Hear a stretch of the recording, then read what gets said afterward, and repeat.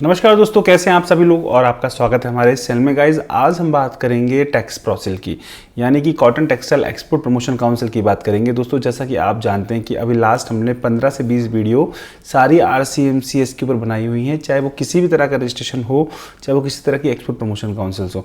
तो दोस्तों इसी सीरीज़ को आगे बढ़ाते हुए हम आज बनाएंगे हम लोग पूरा कंप्लीट ट्यूटोरियल आपके कॉटन एक्सपोर्ट प्रमोशन काउंसिल के ऊपर। दोस्तों मैं हूँ आपका दोस्त पीयूष मित्तल, और अगर आपको किसी तरह का रिक्वायरमेंट हो इस तरह का RCMC का, अगर आप बनाना चाहें तो आप बना सकते हैं। अदरवाइज अगर आपको कोई नीड हो तो आप हमारे दिए हुए नंबर्स पे कांटेक्ट कर सकते हैं। तो दोस्तों शुरू करते हैं। तो सबसे पहले बात करते हैं टैक्स प्रोसिल का फुल फॉर्म। तो सबसे cotton textile export promotion council है और एक नॉन प्रॉफिट एंटिटी है। साथ में गवर्नमेंट जनरली जो जितनी भी RCMC हैं वो गवर्नमेंट के अंडर सुपरविजन के अंदर ही चलाई जाती हैं। एक FIO ऐसी RCMC है जो प्राइवेट RCMC है, बट वो सारे ऑल प्रोडक्ट के लिए भी एलिजिबल है। जैसा कि हमने FIO की भी एक वीडियो बनाई हुई है, तो अगर आप वो चाहें तो देख के उससे भी अप्लाई कर सकते हैं। दोस्तों अगर आप टेक्सटाइल यानी कॉटन टेक्सटाइल का अगर एक्सपोर्ट करना चाह रहे हैं तो स्पेसिफिकली आपको इस एक्सपोर्ट प्रमोशन काउंसिल के अंदर रजिस्ट्रेशन लेना चाहिए, और क्यों लेना चाहिए वो हम अभी आगे बात करेंगे। तो दोस्तों आज के एजेंडा हमारे यही होंगे कि हमें टैक्स प्रोसिल कैसे अप्लाई करना है, क्या फीस होगी, क्या डॉक्यूमेंट्स होंगे, इसके बेनिफिट्स क्या है और अदर प्रोसीजर्स क्या क्या होंगे। तो दोस्तों शुरू करते हैं। सबसे पहले बेनिफिट्स की बात करते हैं।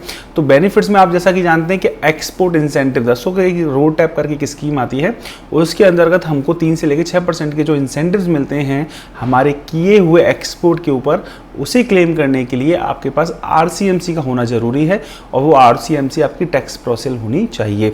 तो ये आपकी बात कर ली हमने ड्यूटी ड्रॉबैक MEIS, जो कि जैसा कि अभी MEIS SEIS नहीं है तो हम इसे रोड टैप के नाम से बुलाते हैं। तो यह स्कीम अगर आपने क्लेम नहीं की है तो आप हमें भी संपर्क कर सकते हैं, हम आपकी रोड टैप दिलाने में मदद कर सकते हैं। दूसरा है मार्केटिंग सपोर्ट। दोस्तों जैसा कि आपको पता है कि इंटरनेशनल ट्रेड फेयर्स होते हैं और डोमेस्टिक ट्रेड फेयर्स होते हैं। अगर आप उनके अंदर पार्टिसिपेशन करना चाहते हैं, वो भी विदाउट कॉस्ट और ऑन सब्सिडी इंसेंटिव्स के बेसिस पे, तो आप इस टैक्स प्रोसिल को ले सकते हैं। टैक्स प्रोसिल आपकी मदद करेगी इसके अंदर कि कैसे आपको इसके अंदर अप्लाई करना है, क्योंकि यह जो ऑर्गेनाइजेशंस होती हैं, जो RCMC एक्सपोर्ट प्रमोशन काउंसिल होती हैं, ये पूरा के पूरा बल्क में काफ़ी सारी स्टॉल एक साथ बुक करती हैं। तो ऐसे में जो भी लोग इंटरेस्टेड हैं उसमें स्टॉल को बाई कर सकते हैं, वो भी बहुत नॉमिनल कॉस्ट पे।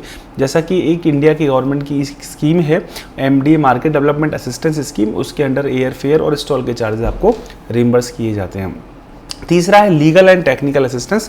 दोस्तों लीगल टेक्निकल में अंदर जितने भी, अगर मान के चलिए आप कोई एक्सपोर्ट कर रहे हैं, आपको सर्टिफिकेट ऑफ ओरिजिन से रिलेटेड कोई इशू है, या RCMC के साथ में आप बात कर सकते हैं, किसी भी HSN कोड वाइज पे आप रेट ऑफ ड्यूटी को आइडेंटिफाई कर सकते हैं, या किसी भी तरह का फॉरेन का जो भी आपके बीच में फॉरेन ट्रेड एग्रीमेंट्स हैं, डबल टैक्सेशन अवॉइडेंस एग्रीमेंट्स के बेनिफिट्स हैं, वो सभी आप जान सकते हो। तो ये बहुत ही ज़रूरी है, क्योंकि कई बार क्या होता है कि हम सोचते हैं कि क्यों हम यहाँ पे फीस वेस्ट करें, लेकिन देखते हैं कि हमारे 10,000 15,000 का जो खर्चा है वो हमारे लिए लाखों करोड़ रुपए बचा सकता है। तो ये आपके लिए ज़रूरी हो सकता है।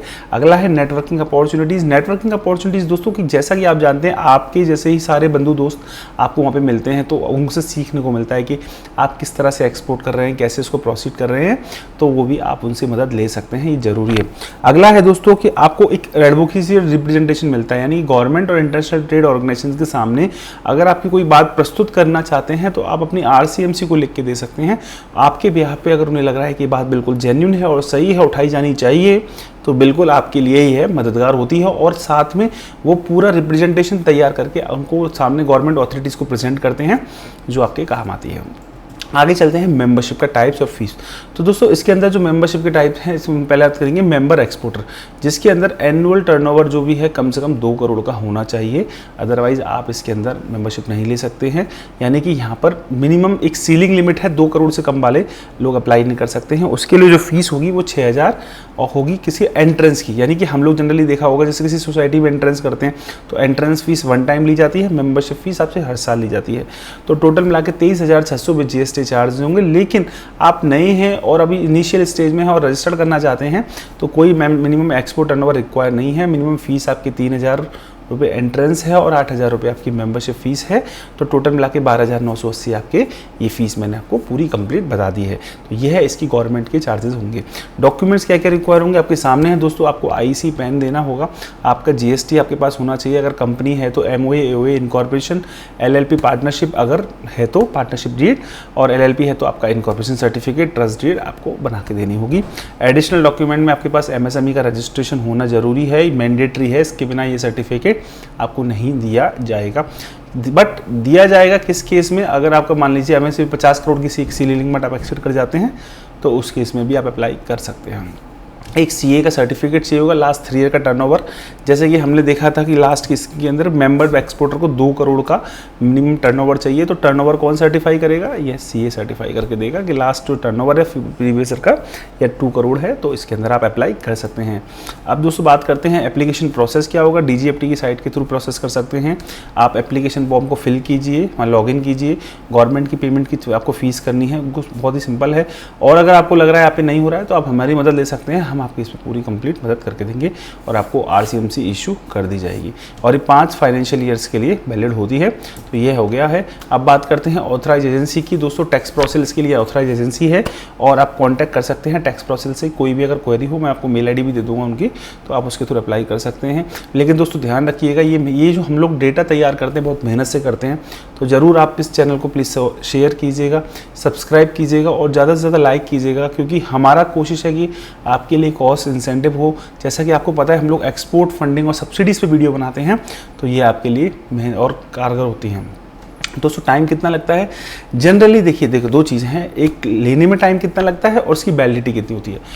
एक चीज़ ध्यान रखिएगा, इसकी वैलिडिटी 1 अप्रैल से शुरू होती है। अगर आपने 31 मार्च को कोई RCMC आपको मिल गई तो उसको 1 तारीख को आपका ख़त्म हो जाएगी। इसलिए आप कोशिश कीजिए कि ईयर की शुरुआत से ही आप इसे RCMC को लें, यानी फाइनेंशियल ईयर 1 अप्रैल से या उसके बाद अप्लाई करें, या फिर अगर 31 मार्च या फरवरी में है तो थोड़ा 2 महीने वेट करिए। हाँ, लेकिन अगर आपको लगता है मैंडेटरी और इशू ज़रूरी है तो फिर आप इसे अप्लाई कर सकते हैं। दूसरी चीज़, आपकी इसको टाइम कितना लगता है, करीबन 15 दिन का, 10 से 15 दिन का time highest to highest time लगता है। अदरवाइज ये 7 to 10 डेज़ में भी आ जाती है।